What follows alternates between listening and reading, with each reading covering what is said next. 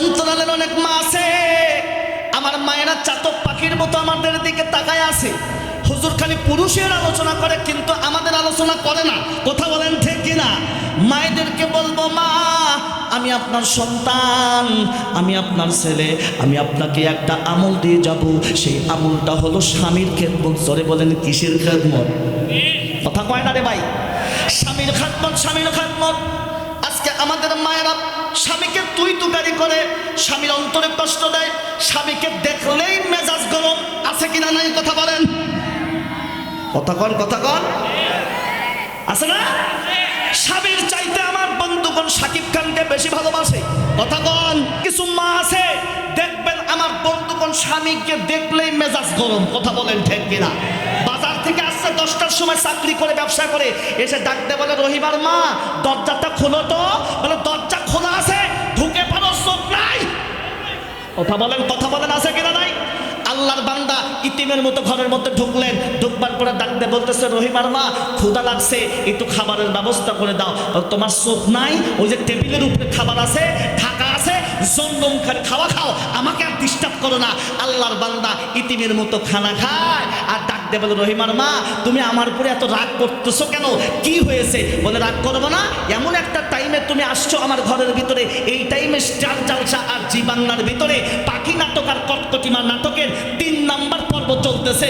এই পর্ব যদি মিস্টেক করি তাহলে আমি আর কাজা তুলতে পারবো না। সুতরাং স্টার জলসা, জি বাংলার পাখি নাটক আর কটকটিমা নাটক আমার আগে, তারপরে হলো তোমার খেদমত। এইরকম দাজ্জাল মার্কা মহিলা এই আকাশ তারা আছে কিনা নাই?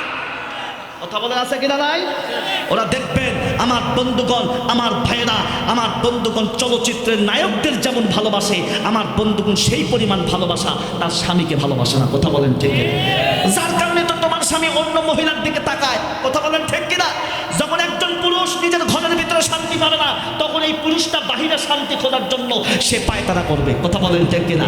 মাগো আপনি যদি দেখেন আপনার স্বামীটা, আমার বন্ধুগণ ফেসবুকে, আমার বন্ধুগণ এইরকম ভাবে অন্য মহিলার সঙ্গে চ্যাট করতেছে, তাহলে ভাববেন এটা আপনার ভিতরে দুর্বলতা। আপনার প্রেম ভালোবাসা দিয়া আপনার স্বামীকে আপনি কন্ট্রোল করতে পারেন নাই। আজকে বর্তমানের অবস্থা হয়েছে কি, আমার বন্ধুগণ দিন যত সামনে যাচ্ছে তালাকের সংখ্যা বৃদ্ধি পাচ্ছে। কথা বলেন ঠিক কিনা? আজকে প্রত্যেকটা ঘরে ঘরে তালাকের সংখ্যা, একমাত্র কারণ স্বামীকে শ্রদ্ধা না করার কারণে, স্বামীকে সম্মান না করার কারণে।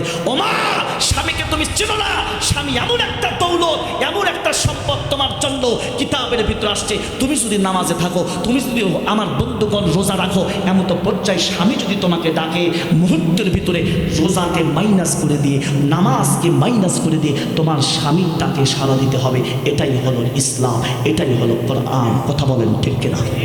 কথা বলেন, কথা বলেন ঠিক কিনা? এটাই হলো ইসলাম। কিন্তু আমার বন্ধুগণ ওই নফল রোজা, নফল নামাজের অবস্থা, এটা আবার ফরজের সময় নয়, নফল নামাজ অনেক সময় পড়ে, তাহাজ্জুদের নামাজ পড়ে, বিভিন্ন নামাজ পড়ে। এমন সময় যদি স্বামী ডাকে, নামাজকে আপনি আউট করে দিয়ে আপনার স্বামীর ডাকে সারা দিন, এটাই আমার আল্লাহর হুকুম। কিন্তু মায়েরা এই কাজ থেকে অনেক দূরে। ওমা আপনি যতই নামাজি হন, রোজা করেন, হজ করেন, জাকাত দেন, আপনার স্বামী যদি আপনার উপরে অসন্তুষ্ট থাকে, আপনার কপালের ভিতরে জাহান্নাম। কথা বলেন ঠিক কিনা?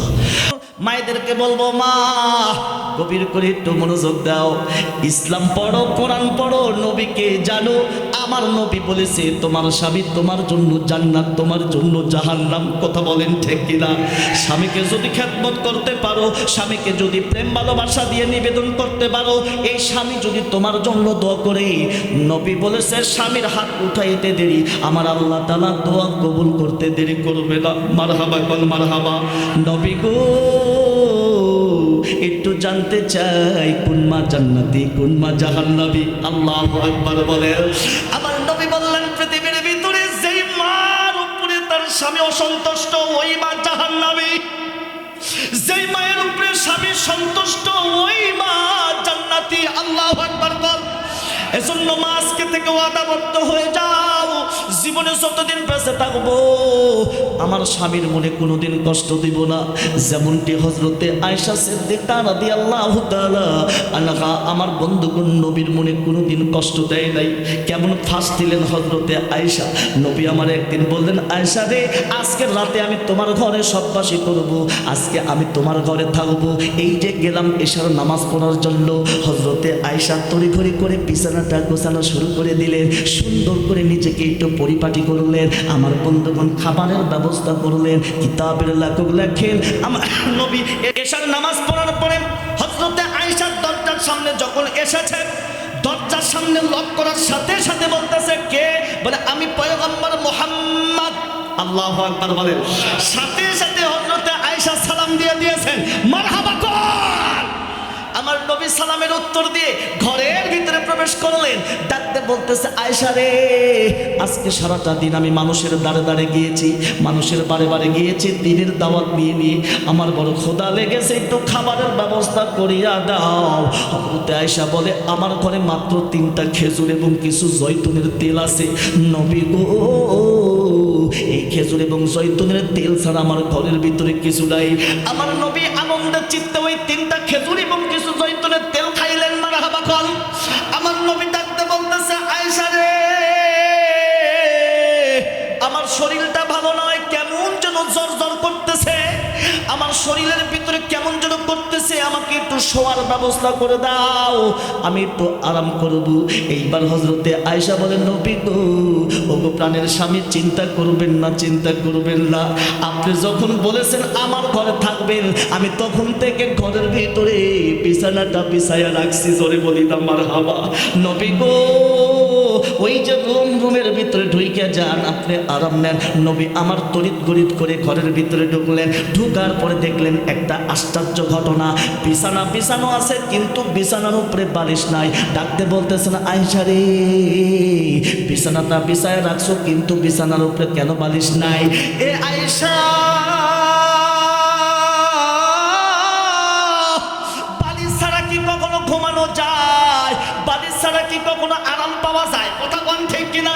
হযরতে আয়েশা ডাকতে বলতেছেন, নবী গো, আপনি আমার এমন প্রাণের স্বামী, চিন্তা করবেন না, আমি আপনার জন্য এমন একটা বালিশ বানাইছি, যেই বালিশটা দুনিয়ার তুলা দ্বারা বানাই নাই, দুনিয়ার কাপড় দ্বারা বানাই নাই, দুনিয়ার সুতা দ্বারা বানাই নাই। আমার নবী বললেন, আয়েশা, তাহলে কার উপরে আমি মাথাটা রাখবো? সেই বালিশটা কই, দেখাও। এইবার হযরতে আয়েশা 2টা রান দেখাইলেন। এই রানের উপরে নবী গো, আপনি মাথাটা রাইকা সারা রাত আপনি ঘুমায়া যাবেন, আরাম করবেন। জোরে বলি না সুবহানাল্লাহ, লিল্লাহি তাকবীর। এমন মা আমাদের সমাজে আছে কিনা নাই ভাই? এমন প্রেম ভালোবাসা স্বামীকে দেয় কি দেয় না? কথা বলেন, দেয় কি দেয় না? মুসলমান ভাইরা আমার, মা গো, খরগোশের মতো কানটা একটু খাড়া করে দেন। কেন আপনার স্বামী আপনার কথা শোনে না? কেন আপনার স্বামী পরকিয়া করে? ফেসবুক আর ইউটিউব হোয়াটসঅ্যাপের ভিতরে অন্য মহিলার সঙ্গে ইটিং বিটিং করে, আছে কিনা নাই? কেন আপনি অভিযোগ করেন? কেন আপনার বিচার কার্যালয়ে আপনার ঘরের ভিতরে প্রতিদিন 10 বার করে হয় যে আমার স্বামী আমাকে ভালোবাসে না? কেন ভালোবাসে না? সেই মূল পয়েন্টটা আজকে আমি আপনাকে জানাইয়া দিয়ে যাই। মাগো, এইবার আমার নবী বললেন, আমার বন্ধুগণ আয়েশা, আমি ঘুমায় যাব। এইবার হযরতে আয়েশার রানের উপরে মাথাটা দিয়ে দিলেন আমার নবী। এবার হযরতে আয়েশা বলতেছেন, স্বামী, আমি কি আপনার মাথাটা একটু মৈথন করে দিব? আমি কি আপনার মাথাটা একটু আশ্রয়া দিব? এইবার আমার নবী বললেন, আয়েশা রে, তোমার ঘরে তো চিরুনি নাই, তোমার ঘরে তো কাকই নাই, তুমি কেমনে আমার মাথাটা মৈথন করে দিবা? কেমনে তুমি আমার মাথাটা আশ্রয়া দিবা? হযরতে আয়েশা বলতেছেন, নবী গো, ওগো আমার প্রাণের স্বামী, চিন্তা করবেন না, চিন্তা করবেন না। এই যে আমার 10টা আঙ্গুলি আছে, এই 10টা আঙ্গুলি দ্বারা আমি চিরুনির কাজ করব, কাকইয়ের কাজ করব। মারহাবা কল। আমার নবী এই 10টা আঙ্গুলি নবীর মাথার চুলের ভিতরে ঢুকায়া দেয়, আলতো করে কিছু জয়তুনের তেল হাতের ভিতরে মালিশ করে, চুলগুলি এপাশ ওপাশ করে দেয়। এমন সময় আমার নবী হযরতে আয়েশার দিকে তাকায়া ডাকতে বলতেছেন, আয়েশা রে, তুমি বড় ভাগ্যবতী, তুমি বড় ভাগ্যবতী মহিলা। আজকে তোমার খেদমত পাইয়া তোমার স্বামী তোমার উপরে রাজি আর খুশি, মারহাবা বল। আয়েশা এই মুহূর্তে তুমি আমার কাছে যা চাইবা আমার আল্লাহ তাআলা এই মুহূর্তে জিবরাইলের মাধ্যমে জানায় দিল, তুমি যেই প্রেম ভালোবাসা তোমার স্বামীকে দিলা আমার আল্লাহ রাজি খুশি হয়ে গেছে। আয়েশা তুমি আমার কাছে যা চাইবা সেই জিনিসটাই আমার আল্লাহ তাআলা এই মুহূর্তে তোমাকে দিয়ে দিবে। জোরে জোরে আওয়াজ দিয়ে বলি না মারহাবা।